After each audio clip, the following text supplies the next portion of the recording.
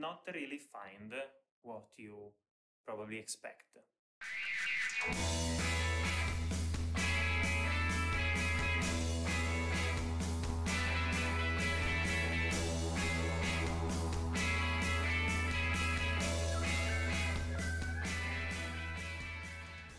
Let's start from the basic point.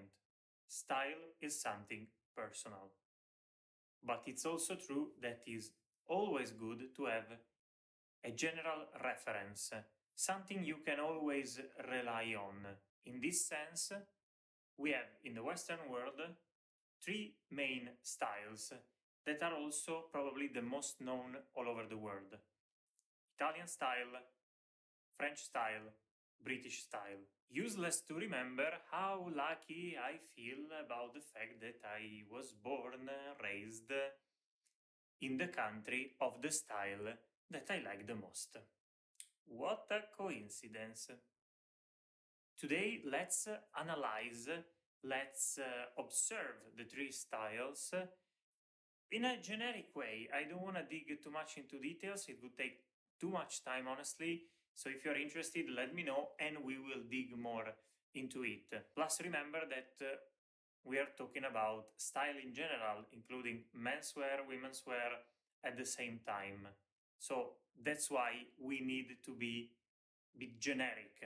Apparently superficial, but no, because what we are going to talk about is really the mindset behind the 3 different styles. We necessarily have to start from the British style, because is undoubtedly the one who kicked off the modern styles. In fact, when nowadays we talk about style, we refer to contemporary style, clearly. As I just said, British style has been the first one, so the one who set somehow the rules, and as such, still nowadays appears to be full of conventions. So yeah, convention is the key word behind British style. That's why it has so much success among certain type of personalities. Those personalities that like to follow the rules very strictly and they feel in their comfort zone following the conventions. Because of its age, and because of its approach, of course, when we talk about British style, we don't have to expect to walk in London or in whatever other city in the UK and see people following that style. No, the British style was developed in courts. That's why don't be disappointed if you don't find not even gentle dust of it among most of British people that you can meet nowadays. My overall view on British style is that it's really nice to have rules. It's really nice to have always something you can rely on. At the same time, you do it 1 day, 2 days, 3 days, 4 days. You do it for a long time, for a lifetime. Boring. Let's see then French style. French style, for sure, kicked off fully and found its climax in haute couture. And that's also why women's wear with French style really passed to another level. We can legitimately say that French style is exactly at the opposite of British style as approach, as mindset, because French style is absolutely bold. They want to be noticed. So there are, of course, situations, events where this approach can be extremely useful, on point, appropriate. Also in this case, we have to say that it's not the style of French people in general when we think about the stereotypical French style. In fact, in these big cities, Paris in particular, have a big impact on our perception of French style. So again, don't get disappointed if you go in an average French city, town, and you will not really find what you probably expect. My overall opinion on French style is that, well, from time to time, probably you saw it also from my content, some pictures that are online.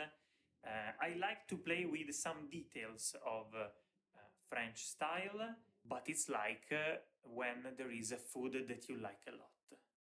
You eat it now, you eat it tomorrow, the day after tomorrow, and you start to eat it every day. Well, you will end up not to like it anymore, maybe even to hate it. So overall, I would say too much. And let's arrive finally to Italian style that accidentally, as I mentioned, ended up to be the one that I prefer. Because of this, and also for chronological reasons, is the last one that we take a look at. In fact, Italian style really kicked off probably only with the big era of great designers that happened to rise and influence the world more or less at the same time for menswear and womenswear. The best keywords for Italian style are probably free, polished, balanced. In fact, for us, even just dressing up is a form of art. And it's not an exaggeration, because what is art if not an expression of your inner self? Well, we approach, in general, clothing the same way. That's why it's probably so successful, so copied. It got so disruptive starting from last century. In fact, as I said, is the youngest among the three styles, and not because it didn't exist an Italian style before. History of art is full of paintings that prove how actually Italian tailors were sewing masterpieces for noble Italian people in the Renaissance, for example, but here we are talking about contemporary style. Another keyword that a lot of experts or seem to be experts use to describe Italian style is effortless. In fact, the point is that when somebody meets you, has to have that sensation that you picked up the first things that you found in your wardrobe, but you magically happen to match them in a very smooth way. Yes, I did this just to be stereotypical because people expect me to do it, so that's why such an approach, such a style will never make you feel bored. And on the other end, you will never feel that is too much. Like those little pleasant sensations that you always wish to feel. And when you don't feel them, you might even forget about them. But when you feel them again, it's like, wow, I was missing it. That's why my overall point of view is that Italian style is like a gentle wind that caresses your face on a sunny day. Breathe it. Ciao!